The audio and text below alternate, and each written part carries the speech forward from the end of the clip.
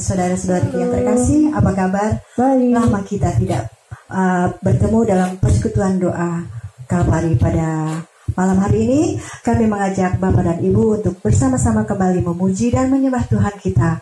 Tuhan kita yang begitu setia dan baik kepada kita. Dia telah serahkan dirinya untuk kita semua. Mari kita buka persekutuan doa kita pada hari ini dalam nama Bapa dan Putra dan Roh Kudus. Amin.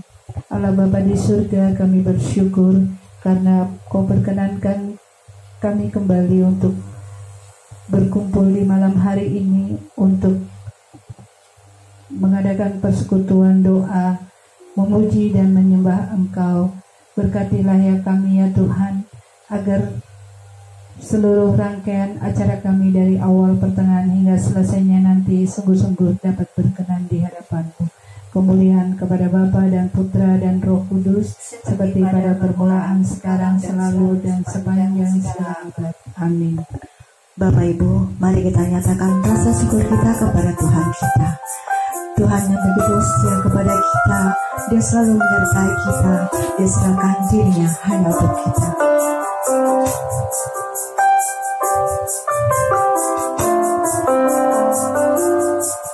Kasih Allah semua terbukti ketika Dia serahkan agamanya. Kasih-Mu berkorban bagi karyaku, tak ada kasih seperti kasih-Mu. Kiranya tangan sekali lagi. Kasih aku semua terbukti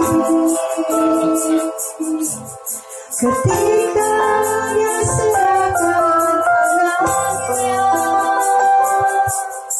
Kasih-Mu berkorban bagi karyaku, tak ada kasih seperti kasih-Mu.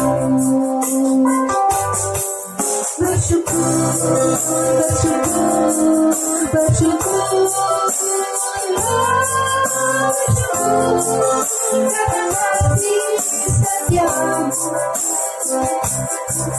Ku sembah, ku sembah, ku sembah, ku sembah, selama hidupku ku sembah Tuhan. Bersyukur, bersyukur, bersyukur, bersyukur, karena kasih setiamu. Ku sembah, ku sembah, ku sembah, ku sembah, selama hidupku ku sembah Tuhan. Selama hidupku ku sembah Kau Tuhan. Selama hidupku ku sembah Kau Tuhan. Selama hidupku ku sembah Kau Tuhan. Terima kasih Tuhan Yesus, Engkau selalu setia kepada kami, menemani kami. Di saat-saat seperti ini, Engkau pun selalu hadir dan bersama kami. Tuhan, kami ingin masuk lebih dalam lagi. Kami buka hati kami. Biarkan Engkau hadir dalam diri kami, dalam hati dan pikiran kami. Sehingga apa yang akan kami lakukan sesuai dengan rencana Tuhan. Ya, Engkaulah Tuhan yang kami percaya. Hanya Engkaulah tempat kami bergantung.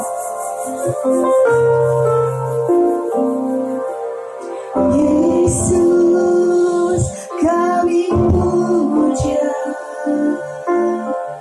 kami sembah sebagai Raja. Berdiri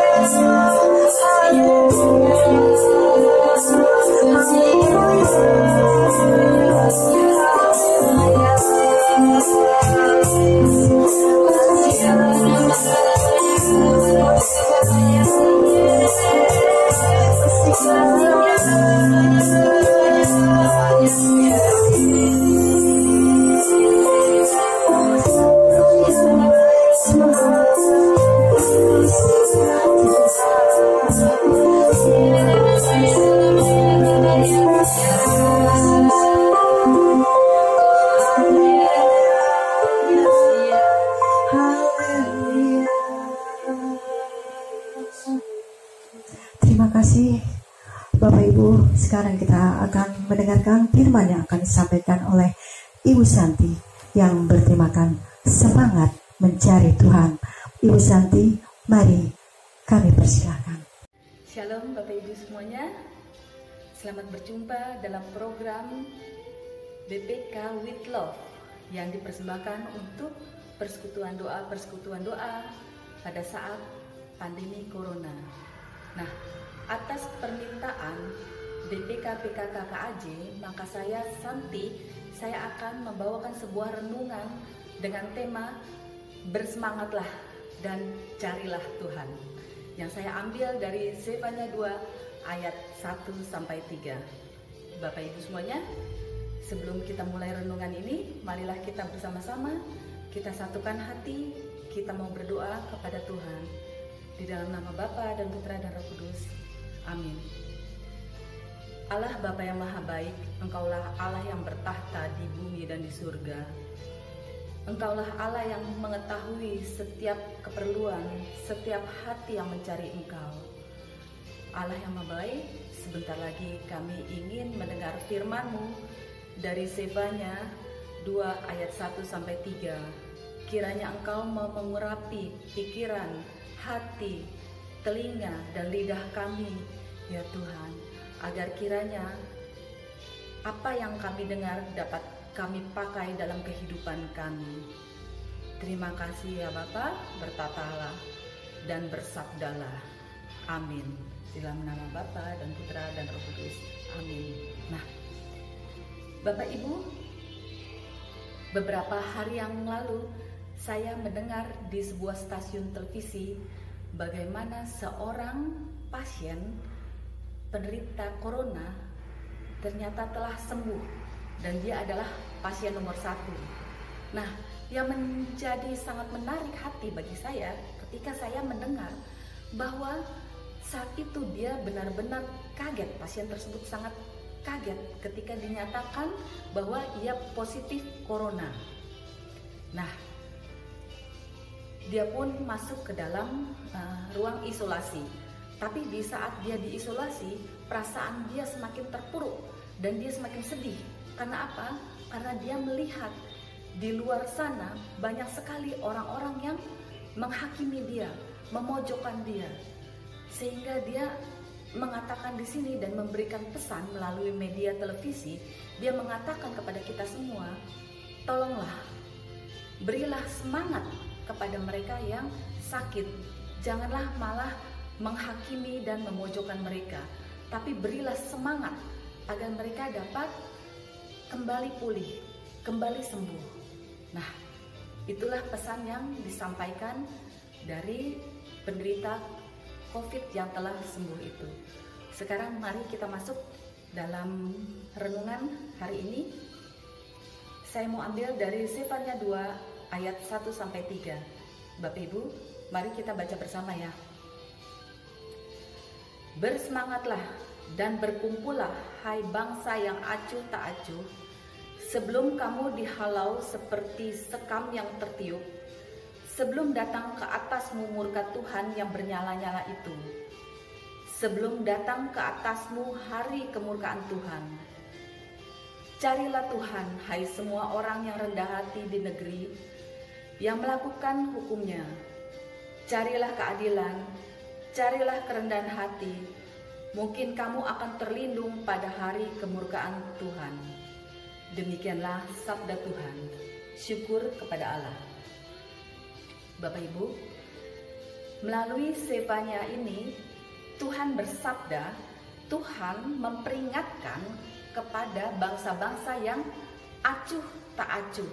Tuhan bersabda kepada bangsa Yehuda yang saat itu sudah tidak memiliki api semangat lagi. Dia sudah tidak peduli lagi. Dia tidak peduli kepada firman Tuhan. Dia sudah tidak peduli lagi dengan ajaran-ajaran Tuhan. Maka di sini Tuhan memperingati mereka melalui Sefanya, bertobatlah sebelum Dia menjatuhkan murkanya. Tapi Bapak Ibu, kita semua tahu bahwa jika Tuhan berfirman, maka firman-Nya pasti akan terlaksana. Namun di balik itu, Tuhan kita adalah Tuhan yang maha baik. Tuhan kita adalah Tuhan yang maha murah hati, maha pengampun. Jadi pada saat itu Tuhan masih memperingatkan mereka agar mereka bertobat. Mungkin bangsa-bangsa Yehuda telah tidak peduli lagi dengan firman-Nya karena mereka sudah banyak sekali yang menduakan Tuhan. Mereka menyembah para dewa. Nah, disinilah Tuhan mengajak mereka untuk bertobat, untuk kembali kepadanya. Apa yang Tuhan inginkan? Mereka pada ayat 1 Tuhan berkata, bersemangatlah dan berkumpullah. Bersemangat. Mengapa semangat ini sangat penting? Bapak Ibu, sejak kita membuka mata kita di pagi hari, maka kita harus mulai dengan semangat. Semangat untuk menjalankan kehidupan. Pada saat seseorang jatuh sakit, maka yang diperlukan adalah semangat. Semangat untuk apa? Semangat untuk sembuh, semangat untuk pulih. Nah, pada saat peperangan, para prajurit-prajurit pun membutuhkan apa? Semangat.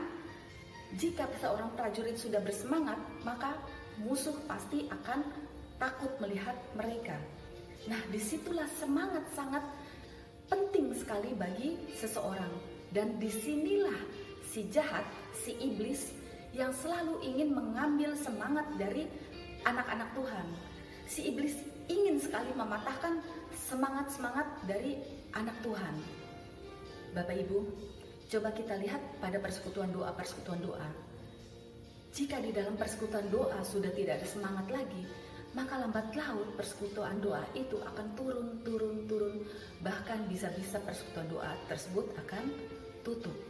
Ya, kita juga lihat bagaimana di Eropa gereja-gereja yang begitu megah, begitu besar, tapi ternyata kosong, tidak ada umatnya. Karena di sana mereka juga sudah kehilangan semangat untuk memuji Tuhan, semangat untuk menyembah Tuhan. Bapak Ibu, sekali lagi, mengapa semangat itu sangat penting? Saya ambil dari Amsal 18 ayat 14. Apa yang dikatakan di sana? Orang yang semangat dapat menanggung penderitaannya, tetapi siapa yang akan memulihkan semangat yang patah? Nah, di dalam Amsal disebutkan orang yang bersemangat dapat menanggung penderitaannya. Maka itu Tuhan ingin kita semua mempunyai semangat yang berkobar. Agar apa? Agar kita dapat menjalankan kehidupan kita, dapat menanggung segala penderitaan kita, dan kita pun dapat melewatinya. Setelah semangat, apa yang diinginkan Tuhan? Yaitu agar kita berkumpul. Bapak Ibu, pada zaman nabi-nabi, mereka berkumpul itu biasanya untuk memberikan persembahan.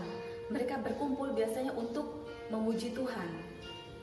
Berkumpul di sini berarti adalah mereka bersekutu bersama-sama untuk memuji Tuhan, untuk memuliakan Tuhan. Nah, sebelum pandemi corona ini, kita tahu bahwa rumah Tuhan terbuka untuk siapa saja, untuk semua umatnya. Rumah Tuhan terbuka bagi kita yang memerlukannya untuk datang menyembah Dia. Tapi yang menjadi pertanyaan, apakah pada saat itu kita benar-benar menggunakan waktu kita untuk mendengarkan firman Tuhan tersebut?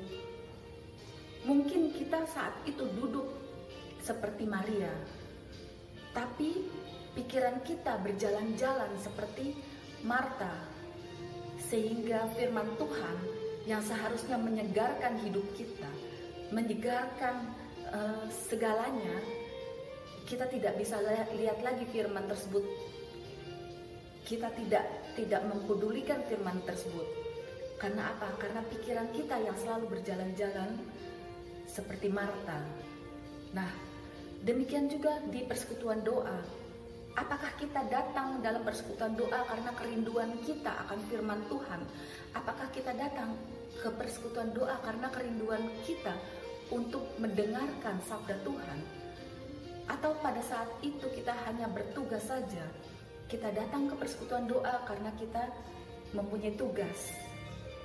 Bapak Ibu, disinilah Tuhan mengajak kita kembali untuk berkumpul untuk menyatukan kembali hati kita, pikiran kita, agar kita benar-benar dapat memuji Tuhan, memuliakan Tuhan dengan sebaik-baiknya. Nah, dalam ayat ketiga, ada 3 hal yang diperintahkan Tuhan kepada kita, yaitu carilah Tuhan dengan rendah hati, carilah keadilan, dan carilah kerendahan hati. Carilah Tuhan. Mengapa kita diminta untuk mencari Tuhan? Saya bacakan dari Yesaya 40 ayat 29. Tuhan mengatakan, Dia memberi kekuatan kepada yang lelah dan menambah semangat kepada yang tiada berdaya. Nah, Bapak Ibu, sebagai anak Tuhan, kita tahu bahwa Tuhan tuh tidak pernah sedetik pun meninggalkan kita. Dia selalu berada di samping kita, di dalam hati kita. Namun mengapa kok Tuhan hari ini mengajak kita untuk mencarinya? Bapak Ibu, sebagai anak Tuhan, kita selalu berjalan dengan Tuhan. Namun, kitalah yang suka meninggalkan Tuhan. Karena apa? Karena kita suka melihat ke kiri, kita suka melihat ke kanan. Dan pada saat kita berjalan dengan Tuhan, kita seolah-olah menemukan jalan yang lebih baik daripada jalan yang ditunjukkan oleh Tuhan. Dan pada saat itulah kita meninggalkan Tuhan, kita pergi menuju jalan tersebut. Kita mengikuti jalan yang kita temukan. Tapi Bapak Ibu, ternyata jalan itu tidak ada ujungnya. Ternyata jalan itu sangatlah menakutkan. Dan pada saat itulah kita tersesat. Di saat kita tersesat itulah kita mulai mencari Tuhan. Kita mulai bertanya-tanya, Tuhan Engkau di mana? Tuhan Engkau di mana?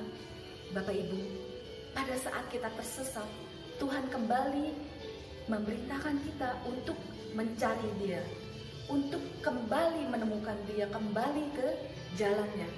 Namun yang diinginkan Tuhan adalah carilah dengan kerendahan hati. Dengan kerendahan hati kita mengakui bahwa kita memang salah mengambil jalan. Kita memang sudah tidak menyertakan Tuhan pada saat itu. Kita kembali dengan rendah hati menyatakan bahwa kita benar-benar salah, kita benar-benar tidak ada apa-apanya di hadapan Tuhan, dan kita hanyalah sebuah debu di alas kaki Tuhan. Yang kedua, Bapak Ibu, apa yang harus kita cari? Yaitu keadilan. Nah, di sini kita mau lihat apakah selama ini kita benar-benar telah hadir, kita telah adil kepada Tuhan dengan memberikan waktu kita yang terbaik, dengan selalu menjalin hubungan dengan Tuhan. Lalu apakah kita juga sudah adil kepada orang-orang yang mencintai kita, yang kita sayangi, orang tua, istri, suami, anak? Lalu apakah kita sudah adil dengan sesama kita, dengan membantu mereka dari rezeki yang kita dapatkan? Bahkan apakah kita sudah adil dengan diri kita sendiri, dengan memberikan yang terbaik juga untuk diri kita, dengan menjauhkan dari obat-obat terlarang, dengan menjauhkan diri kita dari dosa, dengan memberikan kesehatan kepada diri kita. Nah, untuk yang ketiga, Tuhan juga ingin kita untuk mencari mengenai kerendahan hati. Bapak Ibu, kerendahan hati yang terbaik adalah kita lihat dari Tuhan Yesus. Tuhan Yesus datang ke dunia ini, Dia datang bukan pada saat Raja Salomo, di dalam kerajaan Salomo yang mewah, yang megah. Tapi tidak, Bapak Ibu, Tuhan Yesus datang di dalam kandang domba. Untuk apa? Disitulah Tuhan Yesus datang merendahkan hatinya. Dia rendahkan seperti manusia, supaya dia tahu apa yang dibutuhkan manusia untuk mendapatkan keselamatan. Nah, Yesus juga anak Allah yang paling dikasihi. Allah sangat mencintai dia. Segala yang diminta oleh Yesus pasti akan dipenuhi oleh Bapanya. Namun apa yang Yesus minta ketika di Taman Getsemani? Yesus sangat takut, Bapak Ibu, untuk melewati ke depannya. Dia takut, maka Yesus pun meminta, "Ya Bapa, jika cawan ini boleh berlalu daripadaku, biarlah cawan ini berlalu. Tapi bukan karena kehendakku, melainkan kehendakmu ya Bapa."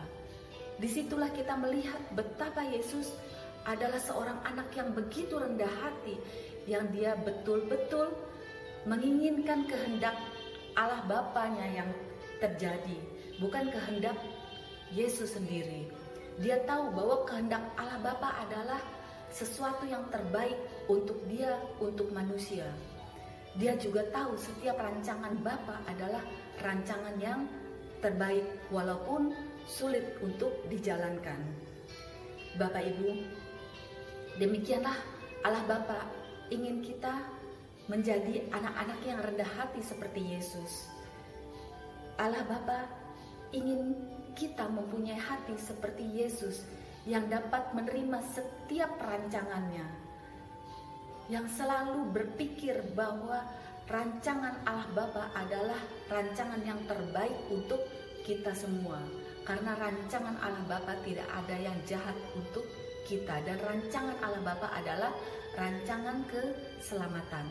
Nah, Bapak Ibu, menutup renungan ini, saya ingin mengajak Bapak Ibu semuanya untuk tidak lagi mencari kapan sih COVID ini selesai, kapan sih saya bisa ke mall lagi, kapan sih saya bisa untuk belanja lagi.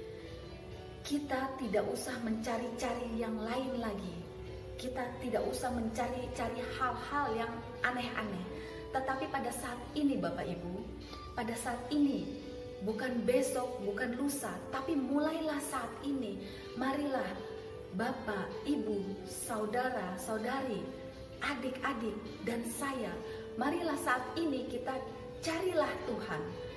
Carilah Tuhan. Karena hanya Tuhanlah yang dapat menghidupkan semangat kita. Hanya Tuhanlah yang dapat kembali memberikan semangat kita. Dan hanya Tuhanlah yang dapat mengobarkan semangat kita. Agar apa? Agar kita dapat menjalankan setiap kehidupan kita sesulit apapun. Sesulit apapun kita dapat melaluinya bersama Tuhan. Nah, mari Bapak Ibu semuanya, kita tutup renungan ini, kita berdoa kepada Allah Bapa. Di dalam nama Bapa dan Putra dan Roh Kudus. Amin.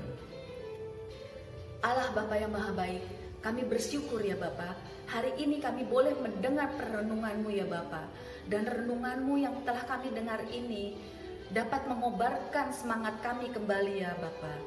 Bapa yang Maha Baik, berilah kami lidah seorang murid ya Bapa, yang mampu menyemangati orang-orang di sekitar kami ya Bapa, yang mampu kembali menyalakan api-api semangat mereka untuk berjuang melalui segala kehidupan ini ya Bapa, baik yang sulit maupun yang menyenangkan.